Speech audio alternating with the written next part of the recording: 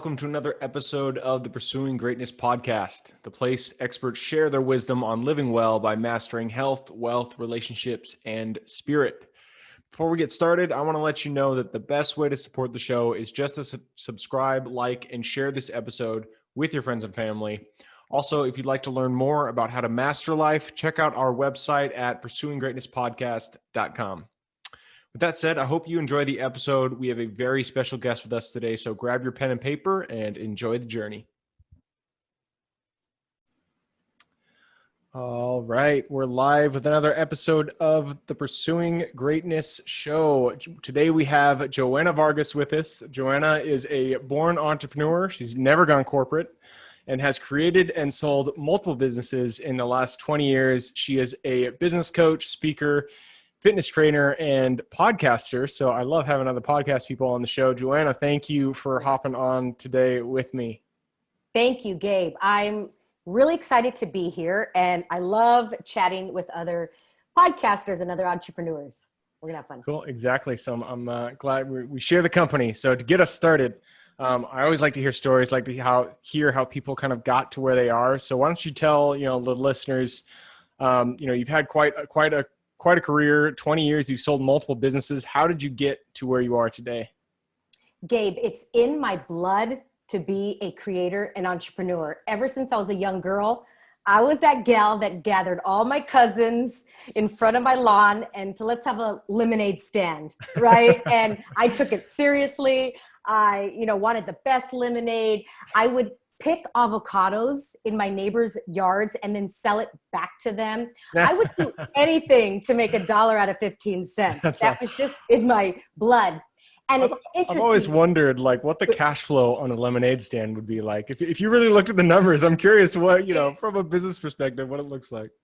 The profit margin was pretty low because we sold it for 5 cents. And here, going back to that, I did it for a low price because I already knew at the age of 8 that people would give us $1 because we were cute. So I'm like, we can sell it for 5 cents, but nobody's going to give us 5 cents. They'll give us $1 or at least 50 cents. Rather than, why would I put it for 50 cents? Then they'll give us 50 cents. And I was already thinking strategically at that age, but was in high school. And I always knew that I didn't want to go to college. And what happened, Gabe, was that I started to take on everybody else's beliefs about what I should do and who I should be. Yep. I ended up going to college and I hated it. I was a round hole in a square peg. You know what I mean? I did not fit in. Hence, I don't know the sayings. I left college and I started my dance career. I started auditioning. I wanted to be a Laker girl. I wanted to be a choreographer. And what I realized in that pursuit of that was that was not my superpower. And I realized that I was actually a great teacher and a great creator. So I was the behind the scenes dance person. I didn't have to be the actual dancer. And left college to open up a dance studio in my early 20s without one business class. I knew nothing. I didn't even know what a P&L stood for. You sold lemonade, man. I had street smarts. Until this day, I still have street smarts. I'll be in a business class and I look at things differently rather than somebody corporate or logically looking at it. I sold that dance studio because, Gabe, I set it up in a way where it made me stressed out. It was a 365-day-a-year job and I hated it. I loved it, but yet hated it because I knew it was making me sick. My next venture, I started a 5K run. And actually right now we're going virtual. Yeah. So we're still producing that, produced a dance competition. This year it's our 20th anniversary. And the next brick and mortar that I created was the Fit Factor Studio. It was a fitness studio. Had that for 8 years. And the biggest lesson that I learned was to create businesses that were scalable and didn't need me. And that was the way I set up the fitness studio. Total opposite than the dance studio, because the dance studio was completely on me. And so that's how I set them up now moving forward. Awesome. No, I love that. And I love that you've kind of had not meandering, but you didn't have a straight path. And that's what, so many entrepreneurs, that's what I hear is they want the answer before. Yeah. I jumped in, Gabe. But yeah, I think, we all have our superpower. right? Like, what are you really good at as an entrepreneur? And then stay in that lane. Are you the visionary? Are you the CEO? Or maybe you're the actual person in the business, like the E-Myth, the book, right? And what I realized was my superpower is having the courage to jump and build the parachute on the way down. Yep. And that is so crucial for anybody who wants to start pretty much anything, you know. But I love that. I can't remember. There's some kind of graph out there that's like the mastery graph, and it says, you know, you don't know what you don't know, then you do know what you don't know, and whatever. I can't remember what the steps are, but you know, at some point you have to leap. You have an idea of what you need to accomplish, what you want to accomplish, but there's no way that you really know everything that you need to know to get it done. So you just have to get out there. You got to start moving. You got to shake and get it moving, and that's what you've done over a number of businesses. So I love that.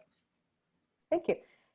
So going back to your story, first you talked about beliefs, how you kind of, you know, you were in college and you went to college in the first place because people had been, you were handed beliefs that didn't really fit with who you were. So kind of go into that, and how did you identify that those beliefs weren't you and weren't aligned with your values? And then how'd you get them out of you, and how'd you really realign yourself to where you are today? Mm-hmm. I'm a very creative, visionary type person. And I think a lot of people in that nature are very sensitive, meaning we sense other people and we take on their stuff. So anybody can say something and then I'll take on that belief. And that's the biggest thing that I've learned now as an older female adult. I'm like, know what's mine and know what's theirs. Because as a young, impressionable 15-year-old, anything anybody said, it would automatically like hurt my feelings, or, oh, it's now mine. Yeah. And what I've discovered is that it's not mine. And that's how I change it now. And so right away, when something sticks me, when it triggers me, or I hear other people's opinions, I ask myself the question, is this mine or is this theirs? Right? And if it's mine, it'll feel good. It usually doesn't feel good, like, oh, I don't like that they said that, because it's theirs. It's true for them. It's not true for me. And that has been the journey for me as a creative person, as a sensitive person, because I always fought it, Gabe. I fought it because I tried to be like everybody else. I tried to be, you know, this corporate linear person, and I'm not linear. I am like, you know, 100 dimensions. And I think that's what creates me to be able to do all these really cool things that is very different than, you know, the people around me. So I've started to embrace that a lot more, where I embraced it in my 20s, my 30s, and now I'm like, I'm really embracing it. And I wonder where it'll be even in the next 10 years. Right? I love it. Yeah, it reminds me. In the end of this podcast, I'm going to ask you about your favorite books, but I'm gonna go into it beforehand. Check out my books. They're all, look it up right there. Yeah. Yep, exactly. One of my favorite books is The Four Agreements, and in there, OMG. Don Miguel Ruiz, he talks about how we kind of, I can't remember, it's not going to be exactly his words, but the idea is that, you know, throughout our life, we take on other people's beliefs. That's kind of how we're created as people. And so it sounds like you went through that whole process and you started to identify those things that were yours, that were legitimately your values. And then also those things that weren't you, that did not fit with who you are, that had been given to you.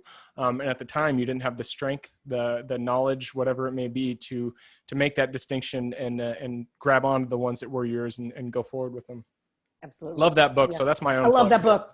Yes. Such a great, quick, easy read. I tell her, but that's like top 5, right? That's like top 5 book that you should just have in your arsenal. Absolutely. 4 Agreements for everybody listening. So going back to your story. So you got you started a dance studio and a 5K run. I've always thought starting a run would be a fun thing. So I'm in real estate. That's my main business. I do real estate investing. Just fits with my personality. As you said, I'm analytical. Runs have always seemed like it would be a blast to start. Can you just kind of take us down that path? How'd you start it? What got the itch? And then how's it gone? Gabe, every business idea I get, I call them a download. I will get goosebumps. I will like just know. You know when you get those, okay, I'm going to do this. I could hear God, life talking to me, and I heard start a 5K, like just do it. I could feel it. And I'm going, I know nothing about a 5K, yet I know I can run. Events. Yeah, I can run. And I know events and I know people, but I don't know anything about a 5K. I've only run like maybe one in my life. right? And I called the city because I had connections with the city already.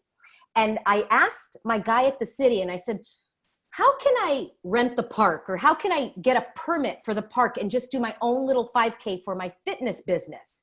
And he said, I don't know. Let me find out. He hangs up with me and he calls me back within 5 minutes. And he says, Joanna, I just talked to the city manager. What do you think about this? We've always wanted to produce a 5K. What if you produce it and we will block the streets off for you and pay for it? I'm like, see, like there is a higher being that said, you need to do this. Just make a choice and do something. And the choice was make a phone call. And so till this day, it's 7 years now in the making, the city pays for everything and I make all the profit on top of it. Yet it's a win-win, rather than them spending $100,000 on a consultant and that may not know 5Ks. They're like, you do it, you live in the city. It's a win-win. We don't have to actually worry about it, but we get all the accolades and then I get the profit on top. And so the first run that we did, Gabe, we had 1,200 runners there. That is unheard of for a first run. Like that's unheard of. Awesome. There's other cities nearby that have been doing it for 20 years and they barely maybe get 250 runners. Wow. And they were like, how? There's no way. Like, we didn't believe it. They were saying, we don't believe that you got 1,200 runners. I'm like, I don't know. Is that good or bad? I had no idea what to compare it to. And we built it on Groupon. So this is what I like to do. I like to build it on whatever's relevant right there. And Groupon is not relevant anymore. But at the time. Yeah, but at the time it was like I rode that wave and I knew that I just needed bodies. I'm like, we may not make a high profit margin the first year, but I just want bodies because I need to build a momentum. Yes, momentum, names, emails, phone numbers, and pictures, and people that said they've already done it. So we built it on Groupon, and then every year I've never run one social media ad. Not one Facebook ad until, last year we had 1,500 runners, yet from Groupon, you could see, and I know this has nothing to do if somebody's listening, they're like, what does it have to do with me? I'm explaining it so that you know how to ride marketing with what's relevant. And like what's relevant right now, 2020, you can think of, okay, video marketing is big. Text messaging is big. TikTok is big. Yes. And it might be different next year. So you got to write it this year and then ride that momentum. And that's how it started. Awesome. No, that is really cool. Especially, the thing that I kind of took from it is you had this idea, and so many people, it stops right there. They have this idea and they don't know what to do. They get overwhelmed by the immensity of everything that needs to be done. I need to rent the space. I need to get volunteers. I need to get a sign-up sheet, blah, blah, blah, blah. But all you did was you just took the first step. You knew that you needed space. And so you called the city and you're like, this is the first step. I don't know what I'm going to do after that. I'm going to have to figure it out. But that is the first step that I do need to take. And it worked out for you. So that I love hearing those stories. Oh, yeah. I would say make a choice. Do one thing and do something. Awesome. Well, hey, shoot, we're speeding through the 20 minutes that we're allotted. So I'm going to, before we get into the quick question round, which kind of signifies the end of this episode, I do want to ask about Get Up Girl. So the Get Up Girl, that is your business. It's your new adventure. Kind of tell us, what you have going on there and what people can expect if they check it out. That is my new podcast. And what I like to do is teach my gals different tools that we haven't learned in your conventional self-development training, right? Because I did so much self-development about 20 years and I felt like I hit a limit. I'm like, okay, what's next? I'm still a little miserable. I'm still like, there's still something there. And those are the tools that I teach. And it's a little bit like next step stuff. And it's almost so basic that it's not basic. And I call it the Get Up Girl because people always ask me, like, how do you get back up? How do you do it? Just watching you, like, you just lost this amount of money. This horrible thing happened to you, and you keep getting back up. And I'm like, oh my gosh, I'm the Get Up Girl. So I'm going to teach girls how to get back up and literally get back up, not metaphorically and not with like more armor on. Because what I noticed, Gabe, is that we get back up, we dust ourselves off, but then we put another layer of armor. And then another layer and another layer. And by the time we're getting older and older, we're just so many layers that you can't even get into us. We need to crack open and be our real, authentic, childlike self. And that's what the Get Up Girl is. Awesome. I love it. Well, I'm a dude, but I'm sure I would still enjoy listening to your podcast. Gabe, you know what? I have about 30% males that listen, and I love it. I love it. One of my followers, and it's really cool. So I love that. Shout out to my men out there. There you go. So that's the Get Up Girl for all you girls out there and dudes. It sounds like, you can hear energy. It sounds like a great podcast. Check it out on all the podcast stations out there. Joanna, moving us into the end of the round, end of the episode. This is the quick question round. I'm going to ask you some quick questions, shoot back some quick answers in response.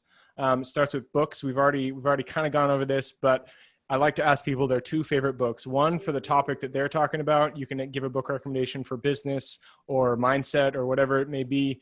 And 2 for just general life wisdom. Okay. For business, I'm going to go with The Slight Edge by Jeff Olson. He talks about doing just a little bit. It is so tiny every day, but the compound effect. And that will help you have the slight edge so that you're a little bit different than 100 people are in the room. The other book for life and still business, I feel like they're all the same, would be The Big Leap by Gay Hendricks. OMG, that book just, I was talking about superpowers today. He says your zone of genius. Superpowers, same thing. And then also hitting your upper limits and busting through those upper limits. So those 2 books, put in your arsenal of 5 books, I would say.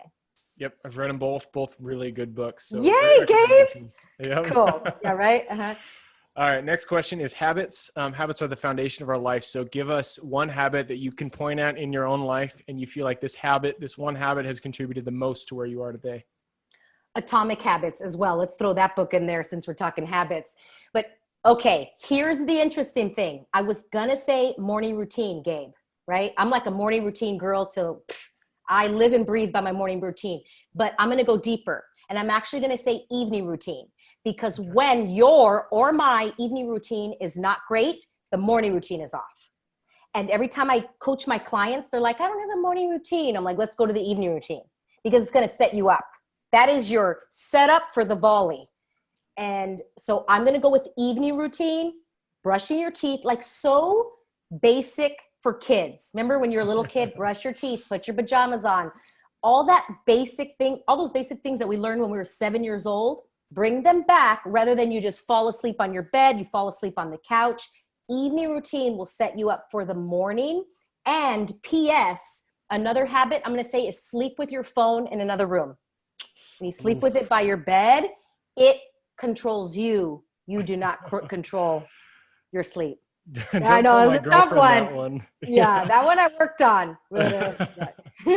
Yeah, my girlfriend gets on me for that one because I like to sleep with it in my room, but she's like, no, we need them out of the room. I'm like, fine. So that's good. I like it. Good girlfriend. Give her some kudos. I like her.